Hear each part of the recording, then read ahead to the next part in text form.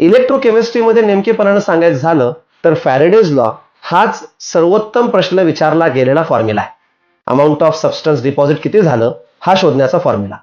त्यासोबत Nernst equation हाही विचारला जातो, परंतु तो rarest of the rare concept आहे.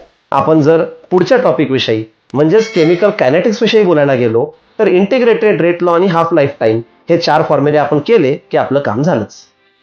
आता येऊयात काही थेरॉटिकल प्रश्नासंदर्भात.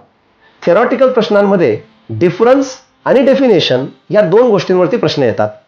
डिफरन्स नेमके कोणते आहेत? तर सर्वात पहिला डिफरन्स आहे सॉलिड स्टेट मधला क्रिस्टलाइन आणि अमॉर्फसचा डिफरन्स. त्यानंतर थर्मोडायनामिक्स मधला एकूणात येणारा आयसोथर्मल आणि ॲडियाबॅटिक प्रोसेसचा डिफरन्स.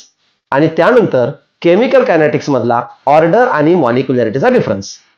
डेफिनेशन बद्दल जर बोलायचं झालं तर सॉलिड स्टेट मध्ये येणाऱ्या डेफिनेशन्स आहेत ॲनिसोट्रोपी, पॉलिमॉर्फिझम, आयसोमॉर्फिझम इत्यादी.